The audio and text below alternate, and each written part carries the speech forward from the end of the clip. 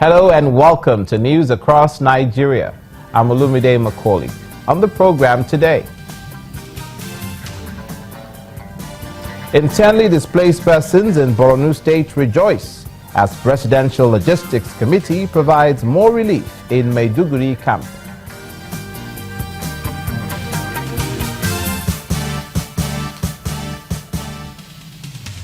Lagos State government to build world-class medical facility in Nigeria concludes plans to construct a medical park in Lagos State.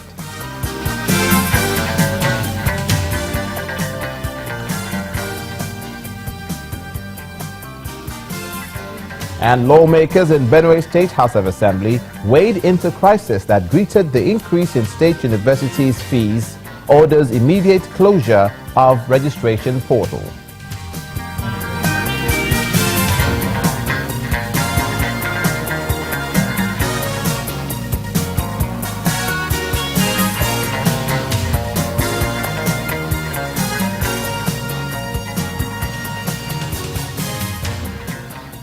We begin with the northeastern part of the country and the insurgency there.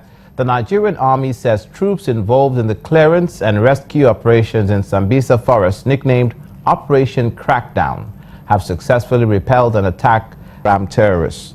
The acting director, Army Public Relations, Colonel Sani Kukusheka Usman, in a press release, said the terrorists attacked the troops at about 7 p.m. Wednesday, the 4th of May, while on harbor. The statement says the terrorists came in 5 Toyota Hilux vehicles mounted with anti-aircraft guns, which they fired alongside 81mm mortars, but were confronted by the battle-ready troops, forcing the terrorists to withdraw in disarray. The attack lasted for about 40 minutes without any casualty on the side of the troops, while an unconfirmed number of Boko Haram terrorists were killed. The army says the troops will continue to maintain the highest level of alertness and vigilance at the harbor area as they continue with the clearance operation. Meanwhile, while his men continue their exploits flushing out terrorists in Sambisa and other areas of the northeast, the Chief of Army Staff joined the Presidential Logistics Committee in Maiduguri to put a smile on the faces of internally displaced persons in Borno State. The committee came bearing 50 trucks laden with food and non-food items at the Bakassi makeshift camp, home to 17,000 displaced people from Monguno and Goza local government area.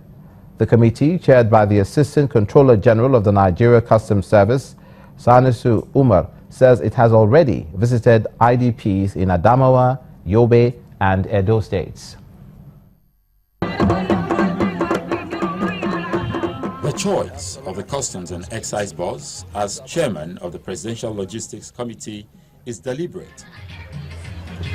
The plan is to channel all seizures made by the agency to the internally displaced. The committee consists of officials from various security agencies, as well as the National Agency for Food and Drug Administration and Control. According to the Assistant Controller General, IDPs in Adamawa, Edo and Yobe states have already benefited from the federal government initiative. Our task is to distribute all seized perishable items by Nigerian Customs Service.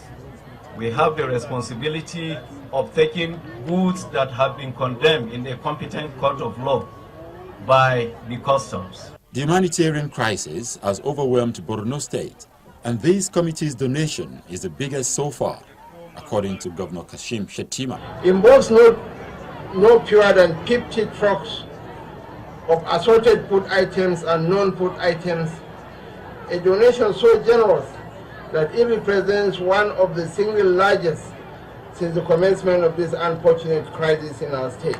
The Chief of Army Staff, Lieutenant General Tukur Borotai, has continued to offer hope to victims of insurgency, assuring them of the Nigerian Army's commitment in flushing out insurgents. Many victims have been forced to flee their homes into destitution and lack. This situation is unacceptable to the voice of reason, and everything possible must be done to restore the human dignity of the internally displaced persons not only in Borno State, but also in all other affected states. The beneficiaries, recently evacuated from a public school to the Bakassi camp, had protested their continued stay in makeshift camps in Maiduguri. Life is not easy in the camp, as the IDPs are not only dealing with food shortage, but the harsh weather condition as well. We have been feeding on the same kind of local food twice daily unless we are lucky to have rice.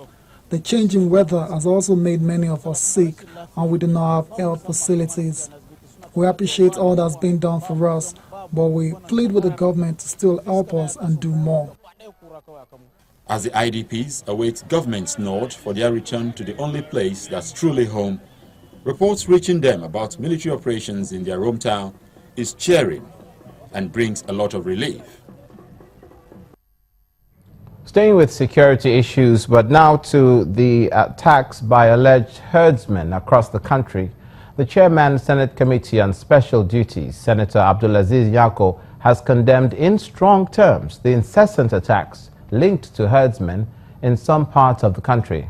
He made the remarks in Yola, the Adamawa state capital, at an empowerment program for petty traders from his constituency.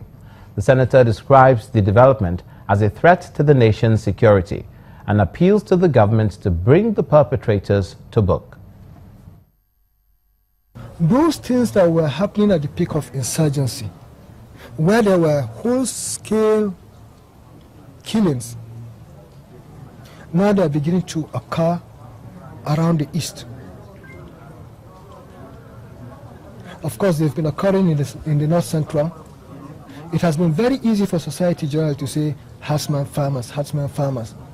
But try and look at all these things within a particular context, and you'll see that unless the security agencies, particularly the intelligence services, connect the dots, we will not be able to get to the root of this matter. Some could be spontaneous, but where you find a systematic pattern, then you have to fish out those that are behind this. Meanwhile, Governor Tanko Al-Makura of Nasarawa State has commended the federal government for the construction of a military barracks in Doma local government area of the state. He gave the commendation when he stopped over at the project site of the barracks while on tour of rural road projects in the southern senatorial district of the state. Governor Al-Makura believes that the barracks will improve security operations and minimize challenges facing the state and neighboring states. Governor Tanko Al-Makura, together with some members of the State Executive Council, are on a tour to inspect some rural road projects in the southern senatorial districts of the state. Mr. Al-Makura's first point of call is the forward operation base of the military, where the construction of 1,000 battalion barracks is ongoing in Doma Government Council. The governor commends the federal government and the Army Command for the gesture, as he believes it will improve the security situation of the region. The entire people of Nasarawa State are excited and are highly appreciative to Mr. President and the Army High Command for the opportunity of having this project started at this point in time. From what I've seen, very short time from now, we shall have a full-fledged barracks which will add value to security activities in the country. For now, they are conducting surveillance patrols under a platoon strike before the completion of the barracks. The governor also moved to another ongoing rural road and water project in other communities to ascertain the pace of work. With the challenges being faced by people in the rural areas, our main preoccupation and centerpiece of our policy during this second tenure is to concentrate very effectively on seeing how we liberate the people in the rural areas by providing them some of the most critical and necessary infrastructure. At the end, Governor Tanko Al-Makura assures the people in the rural areas that the provision of basic amenities is top of his administration's priority. Why travel out of the country for medical treatment when you can get first-class aid and treatment and with state-of-the-art facilities in Lagos State? That appears to be the motivation behind the proposed construction of the Lagos State Medical Park. Details when News Across Nigeria returns.